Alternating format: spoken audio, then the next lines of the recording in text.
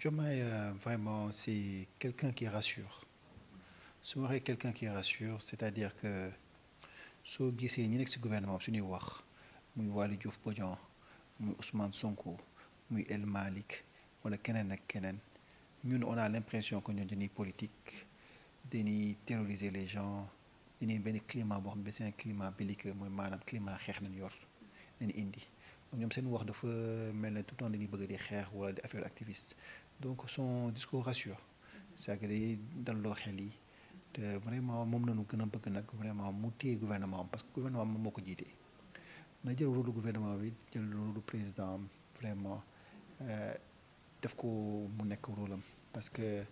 suñu bàyyee ñeneen di communiquer tout le temps def une benn climat boo xam ne baaxul ci réew donc vraiment c'est un discours qui rassure mais malheureusement nag dañoo tàmm communication ci waa Pastef parce que des gens qui communiquent beaucoup suba ngoon guddi mais à la fin on voit pas d'action on voit pas de résultat toog nañ fi un an à part vraiment dem inaugurer benn fas gisuñu dara loo xam ne quelque chose de très marquant yoo xam ne def donc ba ñun suñu population ñoo ngi ci gis seen bopp donc c'est vraiment dommage nag il est temps nag ñoom comme ni ñu ko promettre Sénégalais yi ñu teg ay action ba ñu war a commencer gis résultats yi mais gisaguñ ko nag donc ñu ngi xaar.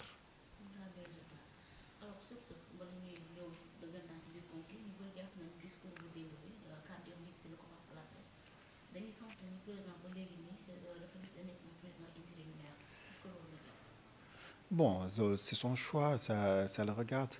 et je pense que loolu wax na ci wala tontu na ci ba pare parce que bu mu toogee ne moom fauteuil bi keneen la ko yéene loolu c'est dommage en tant que président mu koy wax mais bon wax na ko donc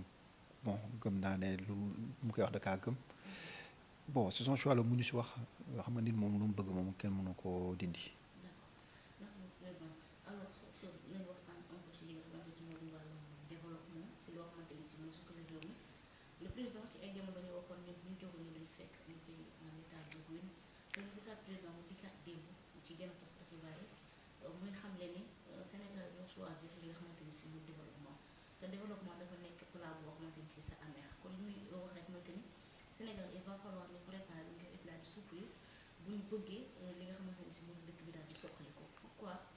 loolu loolu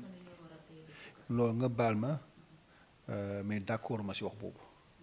te foog naa ne bu ñu choisir développement de 2024 1960 nga choisir parce que dëkk boo gis lu muy laaj développement lay laaj moo tax ñu teg gouvernement su qu'on met un gouvernement en place pour mu yóbbu ñu ci développement waaw 1960 bi léegi on a choisi développement donc ci Pastef na nga ko choisir c'est que noonu amee woon yaakaar ci Abdou Diouf noonu amee woon yaakaar ci Abdoulaye Wade noonu amee woon yaakaar ci Macky Sall noonu amee yaakaar ci Diomaye Faye donc lu bees mais yàlla nag dafa def saa amee yaakaar ci kenn ci yaakaar day tas léegi nag man chaque fois ma wax Sénégalais yi mañ ko yéen mu leen def éternel reconnaissance au commencement à chaque fois mënoo leen jël fonctionnaire yi fal leen ba pare di xaar résultat bu bees parce que 1960 ba léegi on met que des fonctionnaires au pouvoir ñu bëgg am résultat bu bees développement nag c'est loolu d'accord parce que développement mooy sa situation économique amélioré wu donc mënoo wax développement pare ndex day métti ci nit loo ko ñëw recul la dellu ginnaaw la waaw donc vraiment loolu d'accord ma ci amul benn sens léegi nag développement c'est très facile c'est-à-dire que c'est pas difficile pour un pays comme le Sénégal parce que c'est un pays boo xam ne c'est un pays stable pour développer dëkk Sénégal dafa yomb parce que dëkk bu stable la loolu déjà loolu am solo la deuxième chose on n'a pas des conflits ñun suñu biir xeet yi amuñu benn problème nga nekk Joola séeréer Apulaar catholique musulman ñu po juboo loolu deuxième la troisième chose nag on a une population jeune mu nekk beneen atout quatrième chose on a des kilomètres de côte mu nekk beneen atout nga ma tamit des terres arables mu nekk des beneen atout tey nga boo ci pétrole beeg gaz beeg zircon beeg or beeg yëpp mu nekk yeneen atout donc on a tout pour réussir dans ce pays donc tey su dee dafa mettre ci ñun la neex waaw on a besoin de leaders compétents gis nga jub baax na mais mën sa liggéey moo ëpp solo donc jub rek taxul nga mën a jiite dara parce que tey su ñëwee nit boo xam ne mënul togg ñu naan soo ko joxee dépense du ko sàcc taxul togg ba neex donc faut prendre un très bon cuisinier ko xam ne mën na togg vraiment su commencé togg ñu santi ne mu ngi neex boobu mais ñun santé ñu lu neex ba pare mu ne nii non ñoo ngi togg mais lu muy neex du xeeñ kooku moom su ko yàqee bu lekk parce que su dee moom sooy togg lu muy soo toggee ba pare day neex mais suy xeeñ day xeeñul neex mais xeeñul lu neex donc loolu rek war na teeloo xelu Sénégal yi parce que on a mis au pouvoir des gens yoo xam ne seen mën-mën bëriwuñu amuñu expérience sur le plan national ou international xamuñu sax la mooy développement xamuñu ko non ils connaissent pas le développement parce que su ma toogee ñu wax ne développement bëgg ko wekk ci autosuffisance alimentaire loolu dama ne yëfu cuune la autosuffisance alimentaire du critère de développement baax na nag nga mën a produire sa lekk parce que loolu day wàññi xaalis bi dem bitim réew parce que loolu noonu la jëlee bitim réew day des ci réew mi mais taxul dëkk développé te tout le temps damay jox benn exemple bu gàtt rek ne leen xool leen Cameroun am na autosuffisance alimentaire ñoom lépp lu ñu exporté foog na lu ci ëpp ay lekk nañu exporté maanaam dafa mu bëri lekk ba dañuy jaay yeneen dëkk yi lekk Cameroun la te bokk ci pays yu gën a pauvre au monde Japon tey ñu ne 5 pays yu ëpp doole ci àdduna bi ci la bokk 5 pays yu gën a développé Japon ci la bokk te pourtant Japon lekkam yëpp da koy importé moom day jéegaane lekkam lépp da koy importé donc loolu rek day wane ne su doon kuy am autosuffisance alimentaire mooy développé kon Japon du développé kon Cameroun mooy développé mais contraire bi la donc développement c'est un peu plus complexe que cela c'est pas juste nga ngay lekk bu suur te moo la dara tey ñuy produire localement ça veut pas dire que ni dañuy lekk bu suur de riz local baa ngi fi xam nga riz local baa ngi fi mais tey am na ñu bëri amuñu lu ñuy jëndee riz local non xam foofu laay waxee rek mën ko produire à l'intérieur du pays est-ce que ça veut dire que nit yi dañuy lekk ba suur parce que tey ñoo ngi produire fii ceeb bu ñuy produire fii am na ñoo xam ne mun ñu ko jënd donc ëllëg tey qu'est-ce qui va changer ne léegi lépp su dee ngay produire fii ku mënu woon jënd démb ceebu Sénégal est-ce que mën a jëndaat voilà donc c'est un peu plus complexe que là gis nga développement ça commence déjà par une population yoo xam ne dañu am koppar yu doy mooy numéro 1 parce que tey Sénégal lu mu métti ñi am yenn koppar yi sentiruñu ko léegi nooy def ba Sénégal yi am koppar yu doy loolu nag mooy vraiment la question numéro 1 à se poser moo tax suñu wax wàllum justice ci waxum wàllum Macky Sall man tey Sénégal lu ci gën a important mooy wàllum emploi liggéey mooy numéro 1 ñoom nag bu ñu ñëwee lu ñu ñëw ne prip dana def assise de la justice dañu ko def dem ba ci biir ñu xay waxu gouvernement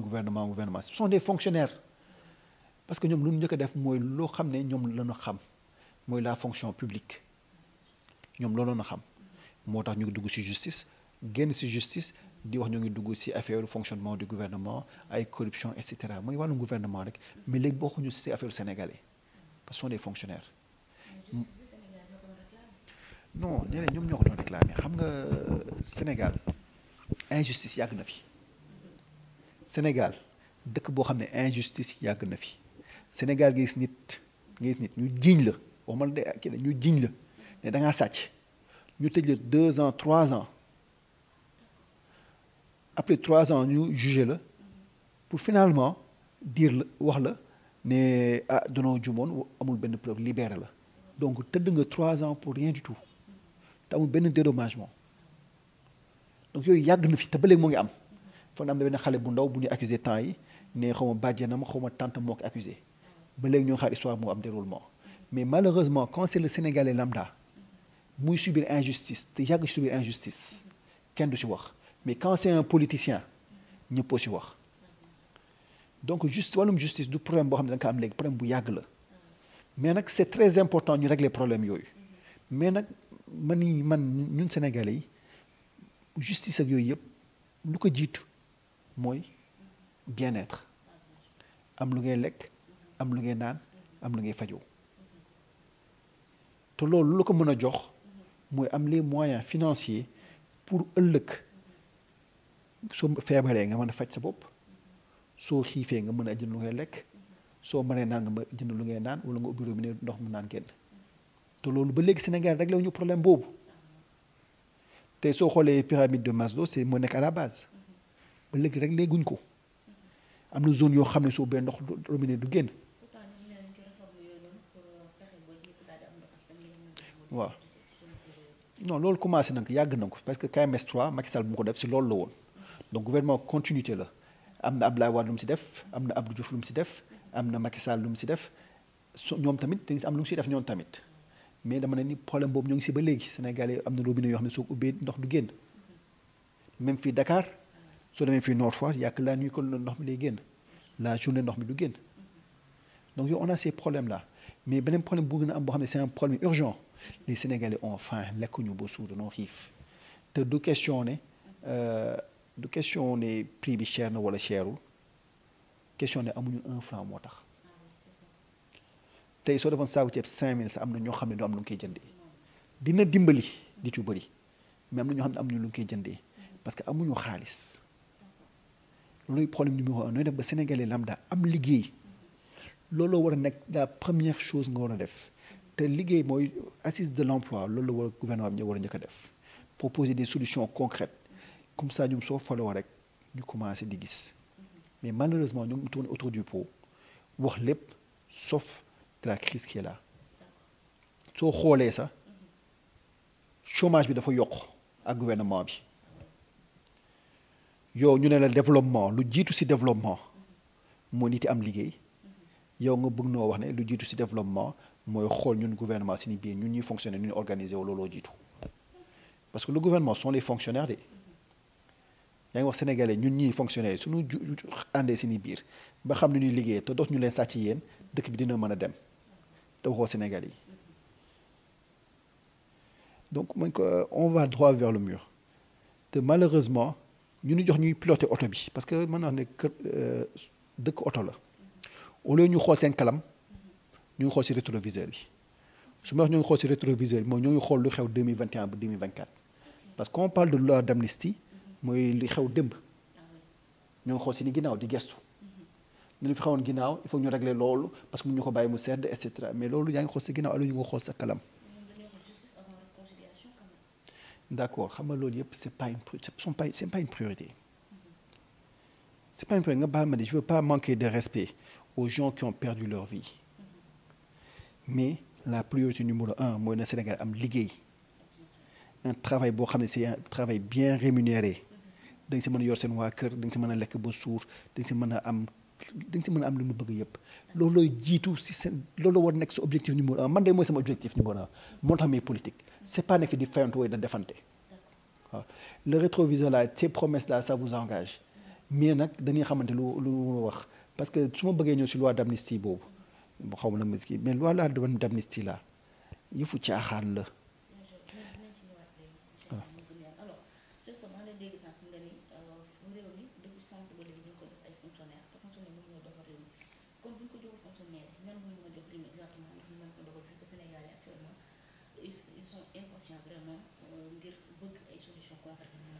Les fonctionnaires est-ce que mën noon sa 5% de la population dund daal lu tuuti la ñun ñii sénégalais yi ñu ne man soo gisee may laaj réew mi ne na ma ko sénégalais jox parce que déjà dama ne ma duma fonctionnaire xam naa lu sénégalais di dund on a fait le tour du Sénégal 3 wala 4 fois dugg nañu fu nekk on sait ñoom lu ñuy dund. Troisième chose am nañu expérience bi maanaam tey dem nañu bitim réew xam nañu ñoom lu ñu def ba développé on a fait tous les pays développés xam nañu ba développé liggéey nañ fa xam nañ seen système ni muy doxee donc ñun suñu comparé ñaari système di nga xam ne y a une grande différence entre le système américain le système islandais le système turc le système italien le système français ak le système sénégalais di nga xam lan moo doxal ci réew mi donc cette expérience là dafa am solo parce que day tax nga mën a comparer parce que day tax ñoom erreur bu ñu def yow doo ko defaat c'est encore te da ngay tamit gis lu baax ci ñoom nga war ko mën a indi sa réew loolu lañu yàlla dimbali donc am nga portefeuille voyagé nga am nga lépp xam nga ko te ñi ñoom ñoo ngi ci tâtonnement ba léegi parce que moo toogee ba xool xam naa ne agriculture baax na ci réew mais c'est pas un pilier de développement te luy développer réew vraiment c'est l'industrialisation le fait que les gens puissent travailler les gens puissent exporter parce qu'on parle de l'industrialisation c'est pas juste la création d'emplois c'est le fait de pouvoir exporter des produits finis après am ay ressources yoo xam ne day dugg loolooy dimbale nga am une balance commerciale excédentaire loolu tax nag état des fois am plus de ressources plus de moyens pour développer réew ma la jox à titre de comparaison tey Sénégal suñu budget on est à peu près à 10-11 milliards de dollars ça dépend comme dollar day fluctuer on est à peu près entre 10 et 11 milliards de dollars loolu mu nekk lu néew parce que tey soo xoolee États-Unis ñoom lu ñuy dépenser kese seen armée c'est 90 fois suñu budget c'est-à-dire que ñun lu ñuy dépenser ci benn at moom lu américain yi di dépasser ci benn at seen armée moom mooy suñu budget sur 90 ans sur 90 ans moo ngi mel ne tey kenn ko am salaire u 100 000 francs wala 200 000 ni damaa bëgg a tabax immeuble bu jar 2 milliards tey ko am salaire 100 000 wala 200 000 ni damaa bëgg a tabax immeuble buy jar 2 milliards xam nga kooku balaa muy pare foog naa du léegi kooku ñëw di la wax ne man comme ñu dañuy jënd sandwich tout le temps mooy lekk bu ñuy lekk da nga koy jënd léegi nañuy togg lekk nga dee 100 000 francs boobu soo si dindee prix sandwich bi léegi da ngay togg lekk est-ce que dina tax nga génn si mooy état du Sénégal ne ñun au lieu de ñuy jënd lekk léegi noonu béy lu ñuy dundee da nga ko béy suñu dëkk léegi économie boobu dina tax ñu mën a tabax immeuble 2 milliards mënut a nekk mais c'est normal c'est des gens qui n'ont pas beaucoup voyagé qui n'ont pas étudié certaines économies xamuñu parce que ku nekk sa tolluwaay la man xam naa ne 11 milliards de dollars par rapport à un pays développé loolu weccit la parce que soo gisee dëkk di dépense 890 milliards presque si armement wala si armée yow nga nekk si 11 nga bëgg ne kooku lu mu am bëgg naa ko am mënut a nekk parce que may jox benn anecdote bu ndaw rek damaa duggoon si benn taxi bi ne man ni man de su ma amoon 1 million tekki naa ba few dootuma nóolati ne 1 million xaalis boobu nu mu toll su ku ma ko jox c'est fini mais nag da ngay xam ne tolluwaay la parce que moom 1 million bari na si bëtam mën nga si def lépp pour moom 1 million sax mën nga si tabax kër mën nga si jënd oto mais soo xoolee ba 1 million tey ñaar jakarta nga si jënd de soo réglé papier yi sax xaas ba jeex pour dire rek lu ngay xoolee xaalis bokkul am si wàllum dëkk nag 11 milliards de dollars loolu du dara te loolu suñu budget léegi nag yow nooy def ba xaalis bi yokk parce que yow tu taxes et tu imposes les gens noo ngi amee xaalis léegi nooy def ba sa taxe impôt yokk c'est pas yokk le taux d'imposition wala na ñëpp Sénégal yëpp fay wala élargir l'assiette c'est pas forcément ça mais il faut créer plus d'opportunités parce que tey su dee 500 000 personnes ñoo am liggéey di fay seen salaire yi ay impôts mais fexe mu nekk 2 millions 3 millions 4 millions donc ça va être multiplié par 3 wala 4 si on exportait par exemple tant de matières premières mais nañu yokk lu ñuy exporter maintenant xaalis boobu su duggee que ce soit dans le privé wala dans le public lu duggee léegi nag ce système de taxation progressive moo fexe créer benn redistribution et loolu nag c'est pas facile c'est yomb na ni si théorie mais sur la pratique c'est très difficile parce qu'il y a des exceptions tu peux pas tout généraliser et mettre dans des cases.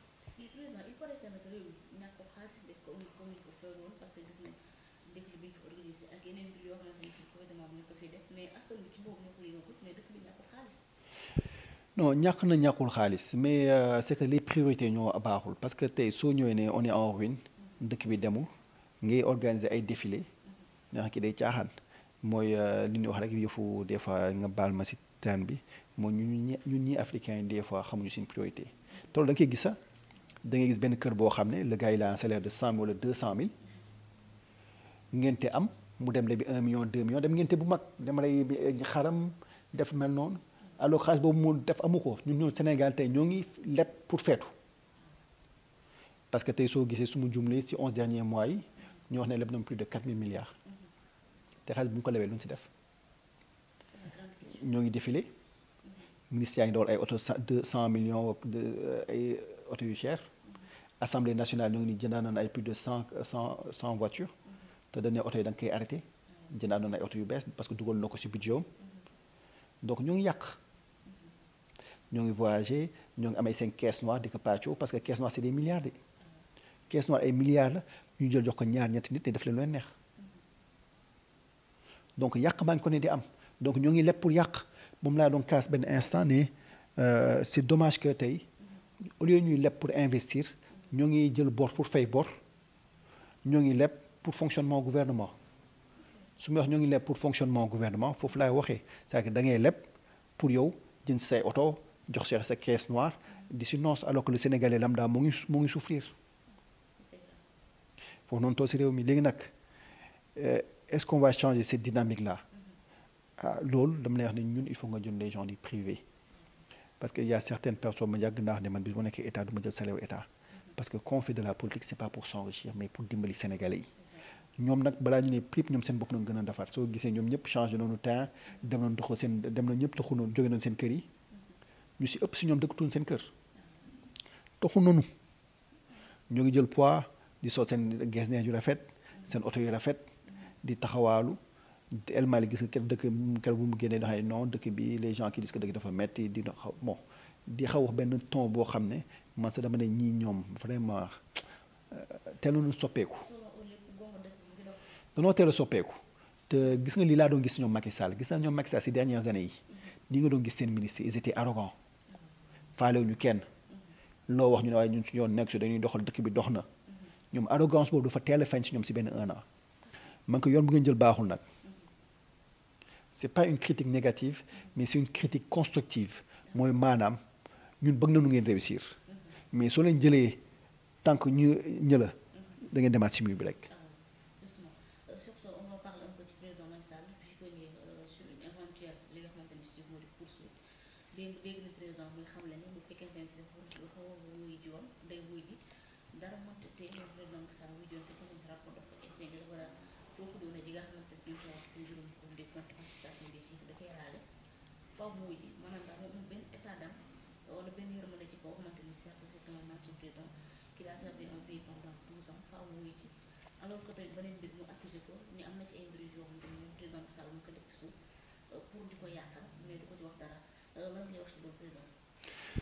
gis nga Ousmane Sonko nga baal ma de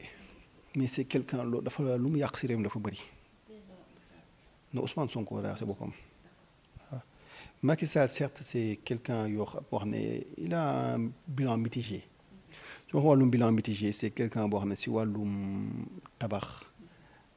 ay électrification indi ndox école université tëli hôpitaux yu na nga koy nangul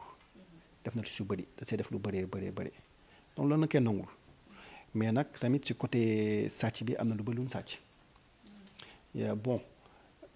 gis na rapport Cour des comptes bon peut-être que sur les rapport Covid bi peut-être sur 1000 milliards 6 milliards da nga fa sàcc bon c'est pas beaucoup en termes de pourcentage parce que tey ku def gestion de projet 6 milliards sur 1000 milliards c'est un taux acceptable mais dans un pays comme Sénégal xam dëkk boo xam ne dafa ndóol loolu mën na fatt problème yu bëri mais tamit su ma nee nii 4 milliards 5 wala 6 milliards noonu sàcc si 1000 milliards ñoo gis ñu ne pays en ruine nga jël 5 milliards ne da nga koy maye xaw ma sa partisans yi parce qu'ils ont subi des dégâts des préjudices moraux sans enquête sans évaluation sans quoi que ce soit damay man pour man 5 milliards bu mu may moom dama koy tëkkale ak da ngaa def lu nga neex da ngaa jël xaalis askan bi caxatee ko def ko lu la neex waaw man noonu laa ko gisee parce que dama ne 5 milliards boo xam ne da nga kaa ñëw joxe ko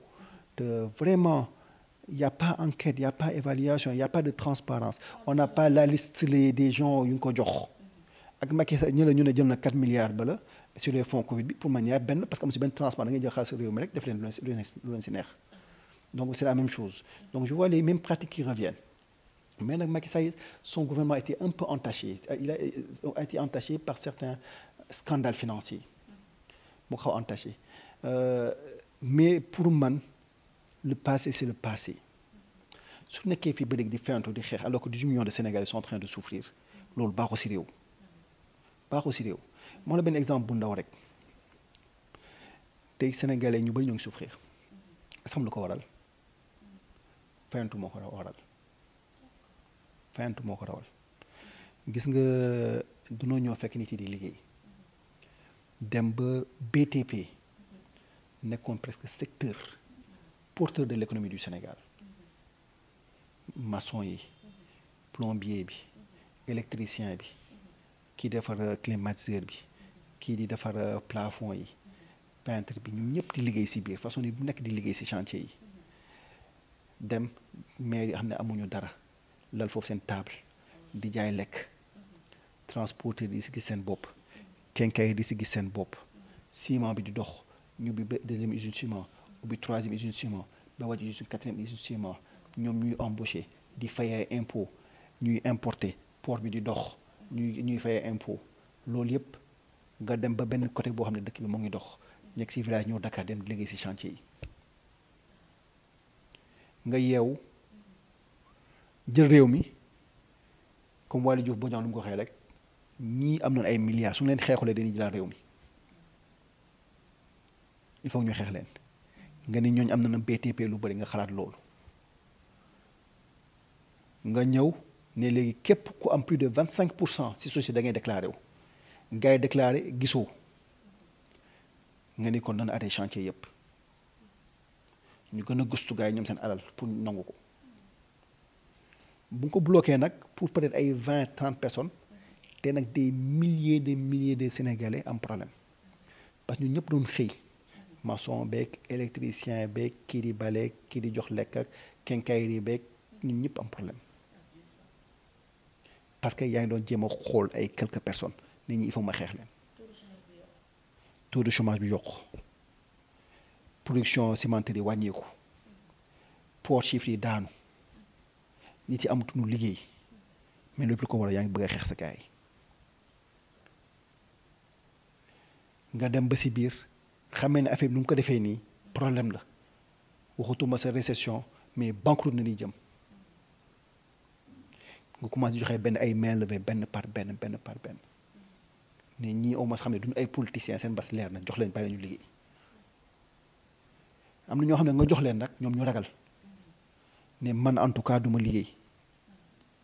parce que su ma liggéeyee wóoru état te mu ñoon donc parce que man sama alal bu lew ma jënd sama terrain di liggéey état tere ma ko tey su ma si dugalee sama xaalis yëpp war a am xaar retour sur investissement war ko louer pour mën a fay banque bi état tere ne ma du ma louer bloqué waat nu may def ñoom ñu tiit ne noonu xaar fii ba si kam fekk 1 an 2 ans maçon yi toog fu ñu toog di jaaxle électricien toog fu ñu toog jaaxle ñoom ñëpp toog jaaxle booy si ñii am ñoo xam ne dañoo delluwaat dem mbéy mais campagne agricole bon na bii peenu bon ñoom ñëpp ñu àndoon Dakar ñu tuwaat liggéey échec. Mabouba doit démissionner da nga kaa war a dàq il est incompétent gis nga jiite réew du ay wax ay kàddu il faut des résultats tey benn gaynde mën naa togg mu ñëw toggal la ceeb bi kenn xamul sulux la kenn xamul ceeb bu tooy la kenn xamul ceeb wow la ceeb bi ñorul saf na xorom kooku mënut a togg di kenn ku mën togg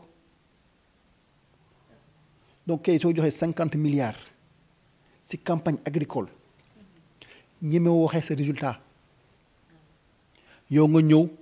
Macky Sall bàyyi fi parce que 1,8 million tonnes d'arachide de production yow mënu am sa xaaj ci 50 milliards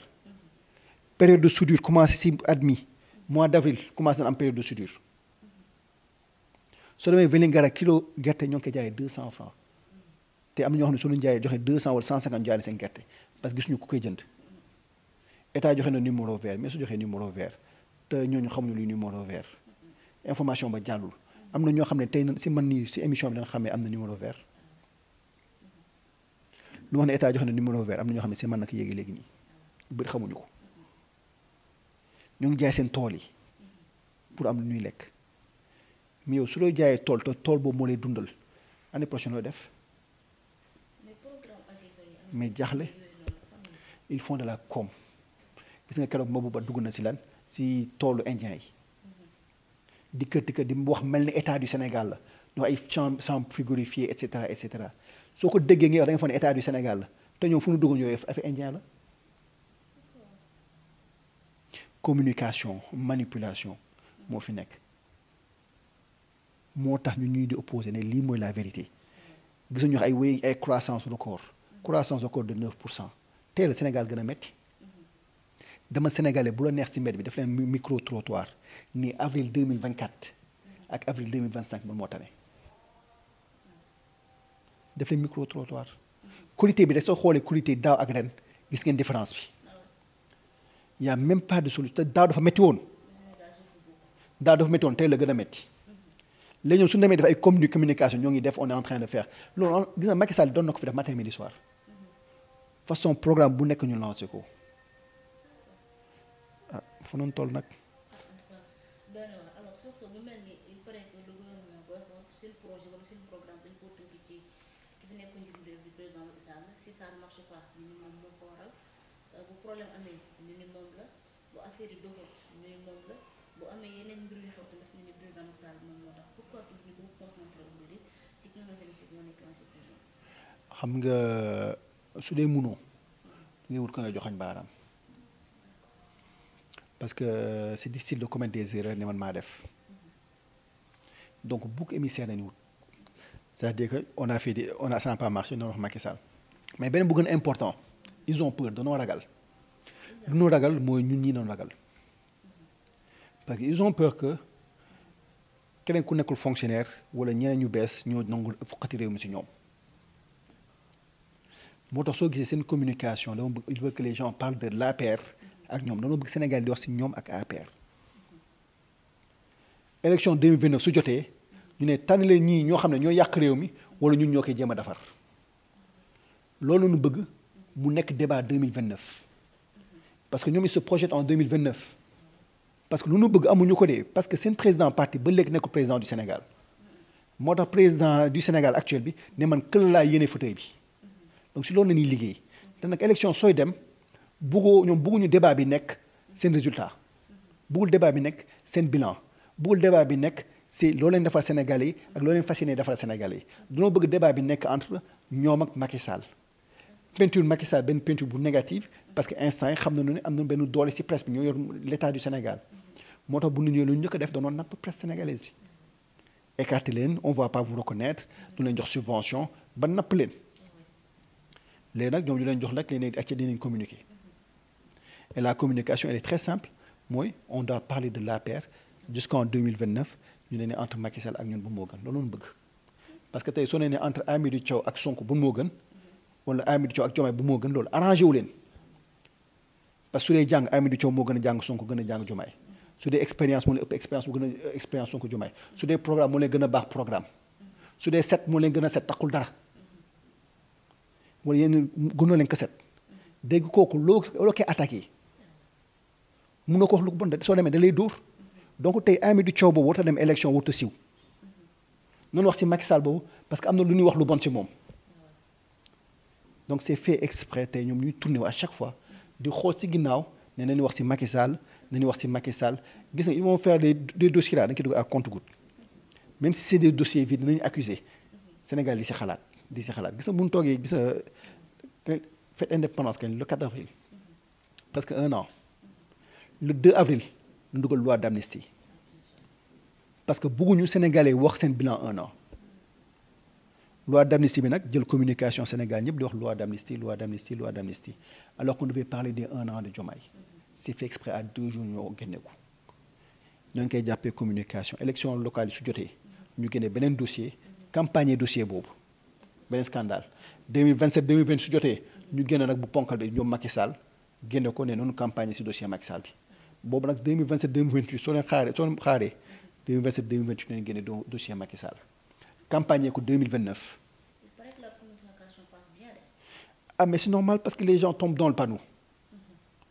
Les gens tombent dans le panneau et malheureusement la presse ñun bëgguñu presse polémique moo ko neex parce que presse da nga leen sonal non seulement da nga leen napp ba seen convention yëpp nañu dindi donc ils sont obligés de faire la course à l'audience parce que ku si ëpplee audience yaa si ëpplee publicité ku si ëpplee publicité yaa si ëpplee xaalis donc polémique moo leen neex donc Pastef xam na loolu chaque day bàyyi ba affaire da xew rek mu génne benn polémique nit yi si wax presque ku nekk daw am na dem si am part pour am si audience parce que tey lu nu génnee polémique ils vont faire des plateaux woo ay chroniqueurs woo waa APR waa Pastef gars yi di xuloo seen biir ñoom ñu si am seen audience moo tax nag mu demee noonu loolooy communication moo tax communication bi day jàll parce que dañuy bàyyi ba dara ñëw la ñu jël benn morceau sànni leen ñoom ñu sarey seen bopp te loolu yëpp soo xoolee on parle du passé léegi on va parler du passé jusqu'à quand on est en 2025 ñu wax Macky Sall te noonu ko doon jàpp ba 2029 ñuy xool si Macky Sall di xool si Macky Sall di Macky pendant ce temps là nag 18 millions de Sénégalais sont en train de souffrir année bii su ma tuddee famille day am Sénégal.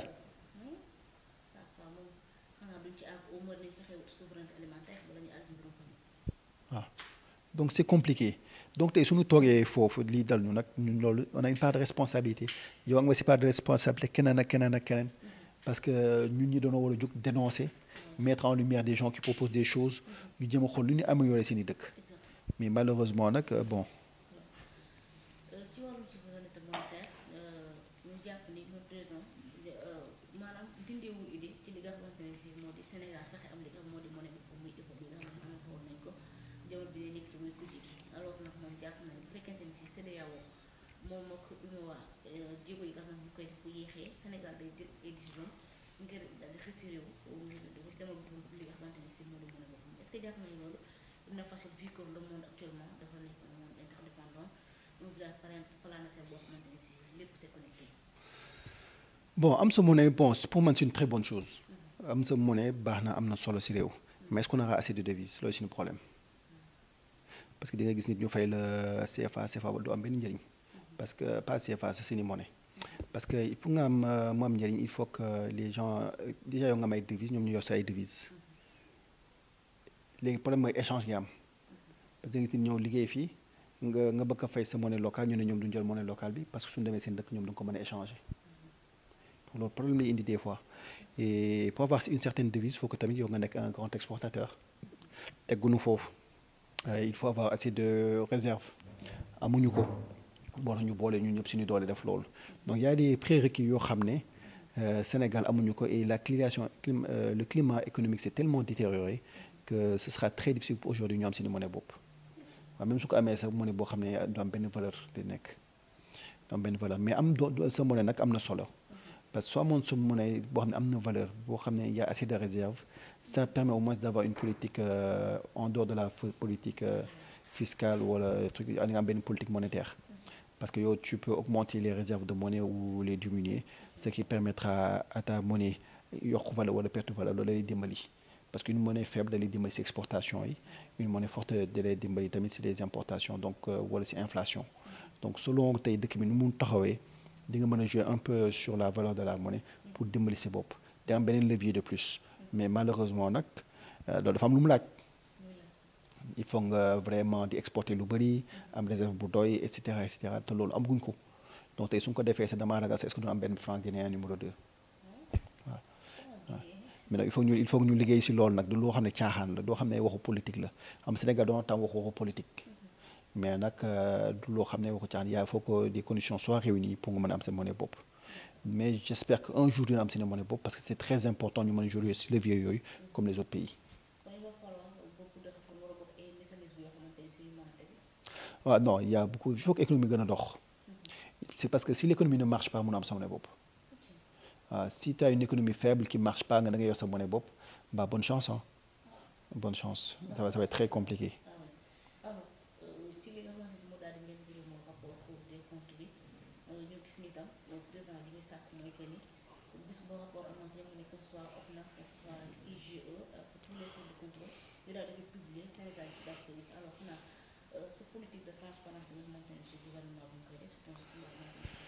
xam nga la ma may reetaan comme Diomaye bu ma waxee loolu da nga ma posé question lu ko tere moom mu rapport IGE ak IGF mu kii ko mu déclassifié ko posté ko publié ko parce que yaa ngi wax on va te yu passé publié wu ko lu muy xaar moo ko yor de donc on est toujours dans la communication da ngay wax Sénégal lu ñu bëgg a dégg xam nga soo leen jàngee dara ci Pastef soo leen jàngee dara ci Pastef soo leen jàngee daal si vous avez fait un peu de sciences pour nga xool man j'ai pas fait de sciences politiques mais si tu regardes la politique sénégalaise surtout avec Pastef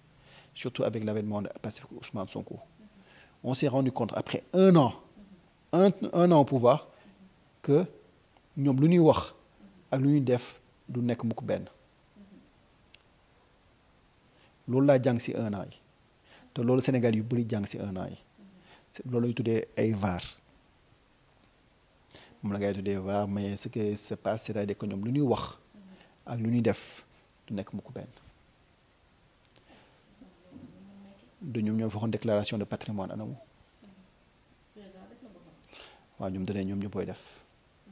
président Diomaye su ma jumulee bu mujjee génn sax dafa ne gars yi dañuy def mais ba léegi gisuñu sa dernière sortie waaw c'est mais d'accord xam nga yow yaa ko promet Sénégalais yi bëgg nga déggee discours à la nation toog tim Sénégalais yi ne sama gouvernement gars yi nañ def déclaration de patrimoine je pense il y a quelques mois si ginnaaw quelques mois après ba léegi defuñu ko loolu est-ce que ça pose pas problème sur la crédibilité du gouvernement parce que su dee dañuy wax affaire ba pare ñuy xool di xaar di seen tu gisuñu ko man tey su ma nekkoon président je peux donner aux gens yaay président yaay nommé sa ministre soo bëggee def déclaration de patrimoine ils vont le faire man mën naa ñoo nekk président ne hey je vous donne une semaine nag ku nekk def déclaration de patrimoine am sinon je te vire une semaine yëpp réglé mais su dee wax nga ko kenn defu ko nga toogaat defaat deuxième déclaration bi pas waxoo si loolu sax nga bàyyi dossier ba mu sedd bon moo tax après soo ma waxaatee benn affaire ma ne du mu si dool sama doom damay toog jàpp sama ñaambur di la déglu ba gis ko rapport IGF foog naa ci ñu njëkk a laaj ñu déclassifier Sénégal si laa bokk bu ne OFNAC dañ laa ne man soxlawuma OFNAC quand ils ont dit qu'ils allaient publier les rapports de l'OFNAC man soxlawuma OFNAC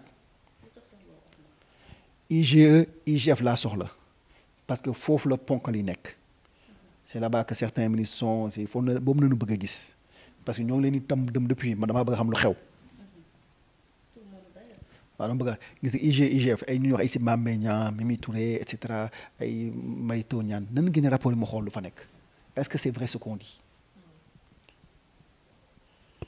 maa ngi xaar depuis 1 an gisuma nag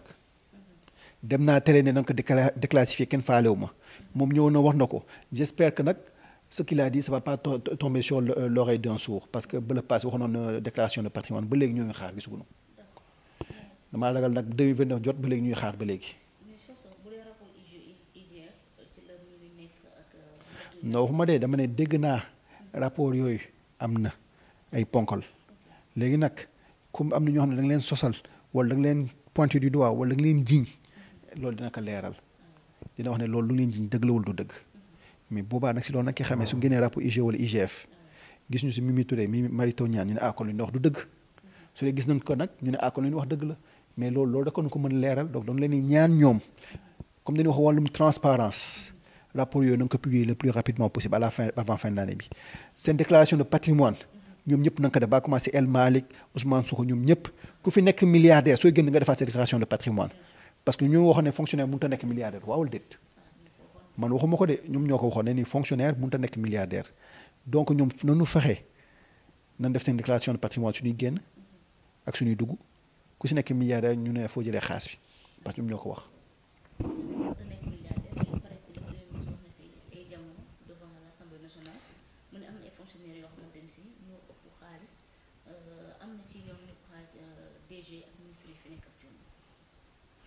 waaw xam nga ñoom c'est eux dans eux xam nga les fonctionnaires là ñoo yàq réew mi xam nga tey ñoo ngi wax sànq ba léegi ñoo ngi wax ci fonctionnaires yi ba léegi wax ñu ci Sénégal yi te pourtant am na ñoo xam ñoo ngi ci daan émission am ñu lu ñu añee wala lu ñu reeree donc fonctionnaires ñoom ñoo nekk c'est eux dans eux te on a un système boo xam ne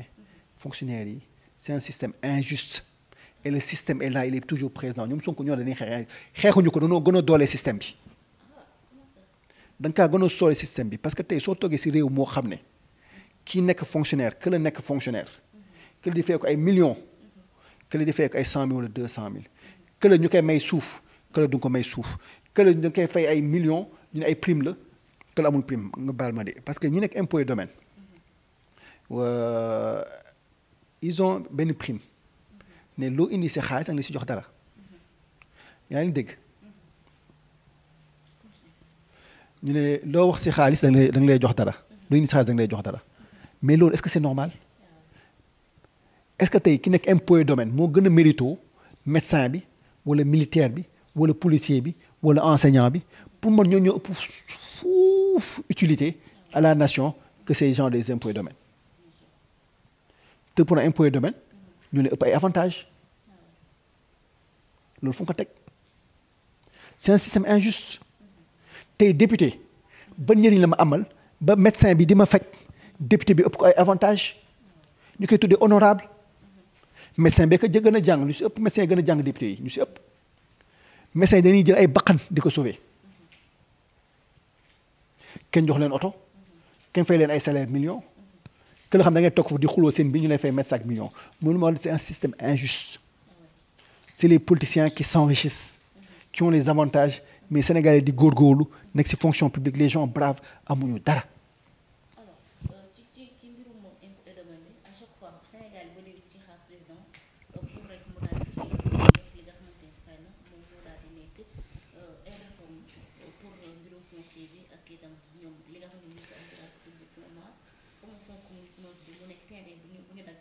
ñoom dañ cee war a am dara Sénégal boobu léegi ñu ngi xaar ay réforme ngir bëgg le président wax wala premier ministre bi ko ñoom nekkoon foofu mais demee naa chaque fois question boobu dañ cee daw lan nga ñu koy leeral Sénégal. nee daal c'est un système qui est là et c'est un système qui existe et c'est pas les gens du système qui vont mu ñoo yàq système boobu. rupture amuñu ko du ko mës a am si fonctionnaire dañoo gën a dooleel système bi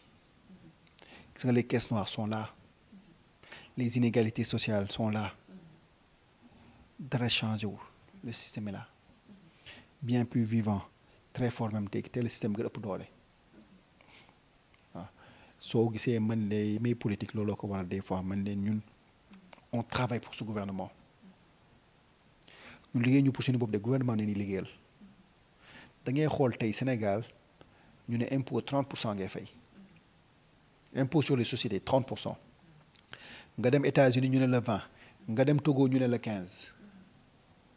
nga dem TVA Sénégal di la 18 États-Unis ñu ne la 0 wala 7% selon les États ça veut dire que Sénégalais lu muy fay si impôt c'est presque 2 fois l'américain donc ñun amuñu dara dañoo ndóol mais lu ñuy laaj ñu ñuy fay si impôt c'est 2 fois l'américain fuuf ëpp ñoo xaalis te suñu fayee loolu gisuñu ko de gisuñu seen xaalis yu ñu dugg ñun suñu paree ñoom dool ay oto yoo xam ne ay deux xool da ngay xool benn ministre day dool Audi A8 ak Nissan Patrol ñaar yooyu soo ko boole mu nekk 200 millions gis ministre di ko doxantoo si biir réew mi te américain amuñu ko nga jël ay milliards jox ko caisse noire ne président ne am leen assemblée def leen lu leen neex yéen seen caisse noire la président jox ko milliards ay milliards ne ko acci dafa loo neex nekk sa fonds commun le fonds politique caisse noire la te dindiwuñu ko ñun ñi sénégalais bi ñoo liggéey jox ko état du Sénégal te lu ñuy fay en termes de pourcentage mu ëppale foofu américain bi nga foog ne loolu yoon la donc ñu on travaille pour l'état état day leb suñuy tur sénégalais ñu war a fay bor bi pour ñoom seen avantage fonctionnement de l'état loolu du yoon mais malheureusement loolu am tey si réewu Sénégal ñu dañuy liggéey pour benn oligarque yi ay nit ñoo xam dama foog ne seen pour dañuy liggéey pour ñoom ñuy romb di ñu toiser di ñu napp ñoo benn ton bu sévère mel ne ñun on est des sujets te fekk ne ñoo leen fal ñoo leen teg foofu soo gisee tey ministre toog di wax ne woy ku nu ndong sa licence nga dem uti beneen métier ak benn ton boo xam ne condescendant mel ne yaa nu moom wala yow na ni liggéeyal wala alors que yow na fi teg ñoo la fi fal yaa ni liggéey pas le contraire kii dama koy tëj kii dama koy def lii c'est-à-dire que danoo mel ne danoo dem si temps buur ak jaam ñu dañuy liggéey pour ñoom te loolu moo war a dakk ñoo ne le système là il est là et plus présent. Mais comment peut-on faire exactement pour ñu war ko fay jëlee. vraie rupture c'est-à-dire qu'on vire les fonctionnaires moo tax tey su ma ñëwee Sénégal di leen tàllal loxo ne kaay lañ ñu ànd ñu liggéey parce que vraiment man li d'accord ma si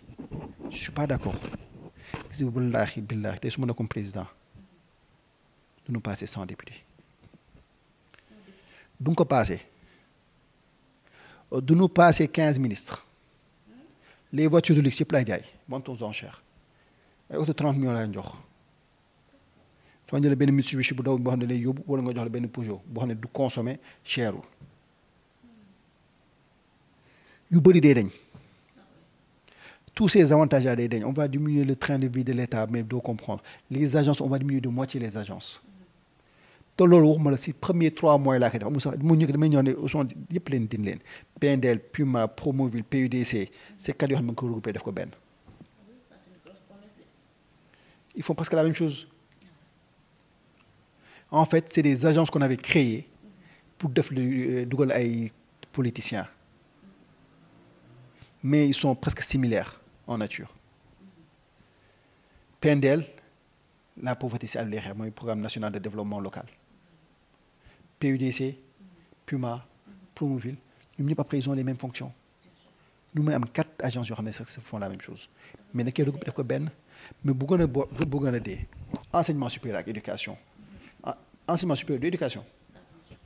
Ndax ñu war a am ñaari ministre. Ñoom ñaar enseignement supérieur c'est de l'éducation ak éducation. Ils font la même chose. On les regroupe. C'est des économies. Malheureusement nag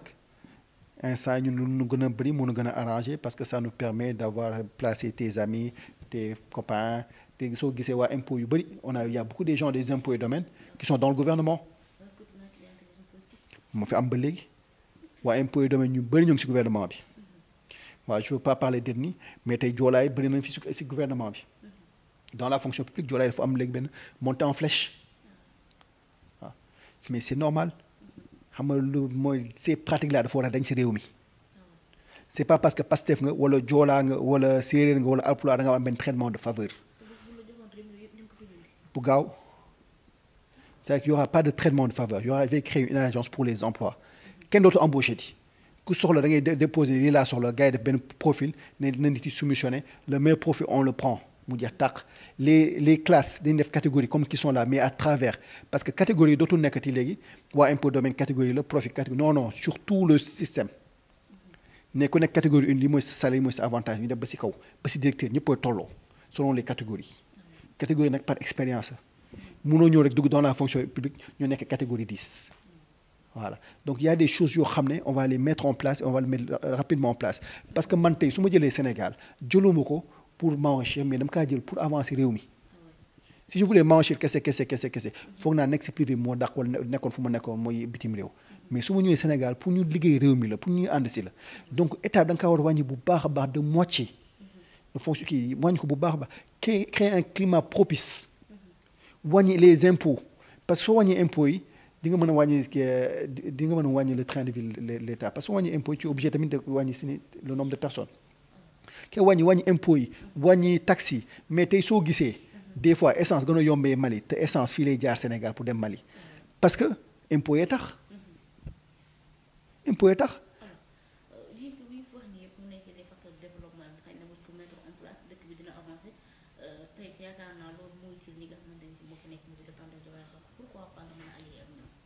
parce que bokk ñu su ma ñëwoon di ko wax premier conseil des ministres damay dàq parce que Sonko dina wax man ko président man ko monsieur le ministre je suis pas d'accord laa koy wax suñu diggéen ko monsieur le ministre je suis pas d'accord je m'oppose fermement dana benn affaire ma ne ko li c'est pas non il faut njuut njaaj parce que man du ma dugg seen biir pour def Sonko lu mu bëgg damay def lu Sénégal yi bëgg parce que man ginnaaw yàlla soo duggee ci gouvernement c'est pour défendre le peuple sénégalais c'est pour servir le peuple sénégalais c'est pas pour des intérêts politiques ou comment rester au pouvoir parce que ñoom danoo dugg ba ci biir dugg politique ñu ñu de rester au pouvoir nee na ba Sénégalais bëgguñu te su ma ñëwee toog ñoom ñu noo def yéen dem koy bañ par exemple tey bu ñu amee le problème de l'ONAS je vais dire au monsieur le ministre dañuy auditer ñooñu faut que les gens ay regarder leeraloo Sénégalais parce que c'est pas normal tamit ñu bëgg a dugal sous le tapis ne dara xew fa on a besoin d'une enquête parce que le directeur qui est là-bas moom moo génne information génne ay documents donc on doit approfondir ça xool est-ce que dëgg la si c'est vrai ñu on le vire man maa toog ci conseil des ministres ne monsieur Mabouba a échoué on lui a donné une mission il a échoué il doit présenter sa démission wala ñu sanctionner ko mais il doit ñu changer ko mais il peut pas rester là-bas man maa wax loolu taloo su ma ko waxee su ma daf may dàq tey su ma toogee ne Mabouba a échoué on a failli à notre mission on a trahi les Sénégalais wala su ma ñëwee def déclaration de patrimoine ne Ousmane Sonko tamit dafa rek sa déclaration patrimoine daf may dàq dama ne yow kii xamul boppam parce que man su ma ñëwee premier jour daal sama déclaration de patrimoine ne ma je suis là j'ai rien à me cacher nag ku nekk génne basam voici mes diplômes voici mon expérience voici li am si bien léegi nag ku nekk génne basam nag monsieur le ministre tu dois montrer l'exemple mais su ma waxee loolu Sonko du ma mere su dee moom mu toog 1 an deful basam nga pone su ma ñëwee di ko teg pression loolu dina ko nangu loolu tax man des gens comme moi on dérange parce qu'on a un franc-parler on dit la vérité te ragaluñu kenn et ces gens-là ça dérange parce que dans un pays boo xam ne dafa bëri ñuy sos ñuy fenal ñu du wax dëgg kii di wax dëgg da ngay nekk minorité parce que je pense que am na benn anecdote bu fi amoon benn politicien dem élection campagne élection Sénégal gars yi woo ko ne ko yow de yaay gagné réew mi ñu ne ko lu tax nga wax loolu ñu ne ko ah ñi ci baax yëpp kilifa diine yoon a àndal mu ne man perte naa mu ne ko ah bon mu ne parce que Sénégal ñu bon ñu ëpp ñu baax loolu rek li mu wane mooy vraiment on est dans une société boo xam ne il faut que ñu sàmmaat jikko yi il faut que ñu raxas xol yi il faut que tamit nit am kàddu parce que l'islam dañuy wax ne jullit du fen soo xasee ba fen rek nekkatoo jullit am na ñu koy wax sa carrément ne ku fen rek nekkatoo jullit malheureusement nag fii dafa dem ba nekk lu normal parce que tey soo gisee ay autorité di wax waxeet di fen nga baal ma si kàddu gi parce que Sénégal dañuy tere wax moo boobu mais suñu gisee ay autorités yoo xam ne duñu wax dëgg loolu c'est extrêmement grave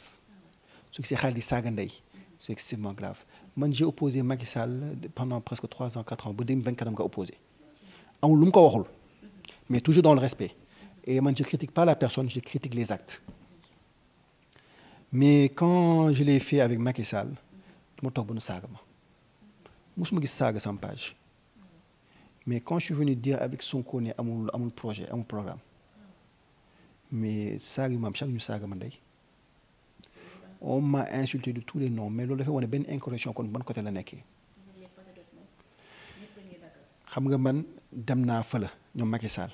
xas naa leen critiqué naa leen ne ni ngeen war a def waroo leen def nii mais toujours dans le respect sans attaquer la personne les faits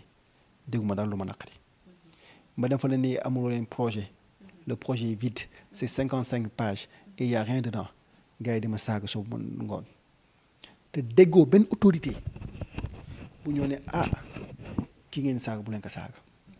bàyyi leen saaga bi loolu rek day wane benn incorrection boo xam ne dafa xaw a nekk si dëkk bi te léegi c'est devenu normal parce que tamit su dee da nga am sa njiit mooy attaquer la personne di la sosal man def naa émission pour te dire que def naa émission avant-hier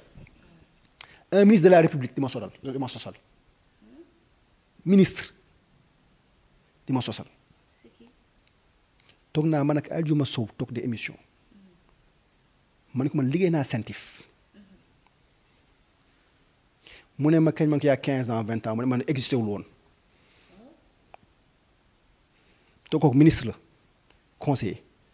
ne ma non loolu existé wul woon ça existé même pas CENTIF man Ngouda Fall Kane moo ma jiite woon mu nekk cellule nationale de traitement des informations financières c'est quelque chose koo xam ne da nga kaa créé fépp si àdduna bi après les attaques du 11 septembre 2001 France mu tudd TRACFIN États-Unis mu tudd FinCEN ñun ñu tuddee si mba CENTIF ne CENTIF état du Sénégal sax du mu moo koy financé ne UEMOA na ko financé ne ñun dañuy xool origine de l'argent si c'est du blanchiment wala financement du terrorisme su dee xamuñu xaalis fu mu jógee ñu jox ko procureur moom dafa war a agir ma nekk fa analyse financier liggéey fa enquête fa mun naa enquête bi nii lay demee A ba Z nga ñëw toog ministre yi non il y a 15 ans 20 ans existé wuloon di la jéem a décrédibiliser pour wax ne comme yow fenkat nga si bëtu Sénégal yi bu ma laajee que mooy sa directeur bu ma ko wax parce que dama ne man sama langum politique bu ma yenn nit seen tur yi Sénégal di ko dégg parce que peut-être kooku moo ngi këram retraité na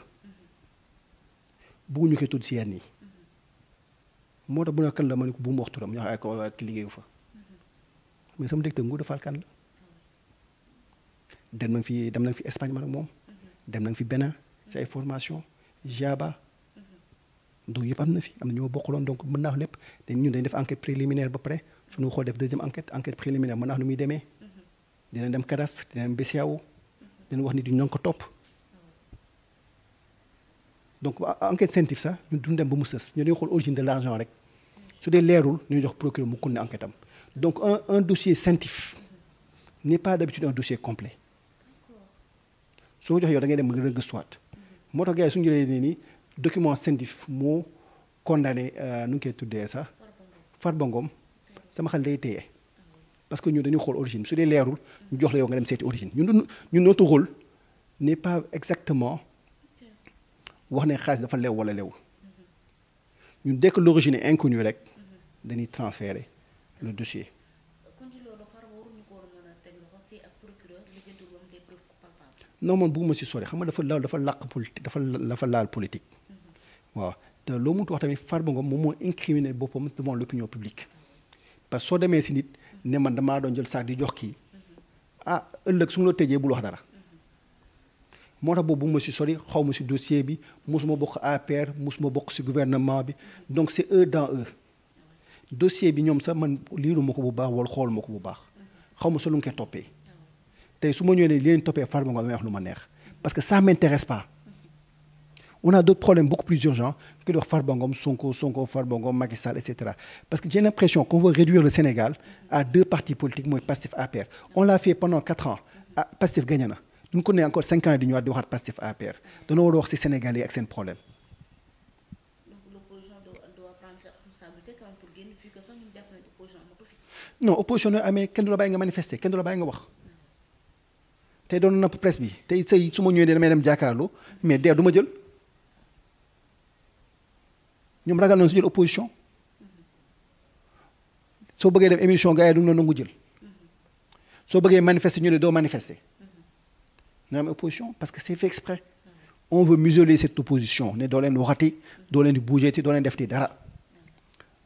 ñun on va parler ñun ak APR fii ba 2029 parce que doon nañu génne doon sonal parce que wax naa la ko ñoom bëgguñu koo xam ne dafa set ëpp leen xam-xam tiim leen di waxtaan ak ñoom te loolu ñu bañ ko naq dina am parce que yàllaay falaate waaw ngeen bañ ne ni kii dafa set dafa mën a am na xam-xam am na programme il va pas nous faire face du nekk suñu opposant dina nekk seen opposant mu neex leen mu naqadi leen loolu mënul leen si dara su dee nag këla ngeen xam ne yéen ko tane ngeen bëgg a opposé du nga ko nangu parce que dañoo bëgg seen opposition nekk APR te loolu du nga ko nangu. ci loolu sorti bu du président ci biir conseil supérieur de la magistrature mu mel ne ba léegi ñu jàppee waxoon na fi ñii noonu ñu lim leen dafa daal di gën a confirmé parce que nee na dem fekk ci biir conseil supérieur de la magistrature ñu ko faa bàyyi kon foog na ko en plus ñi nga xamante ni si ñoo di magistrat yi amaguñu consensus seen biir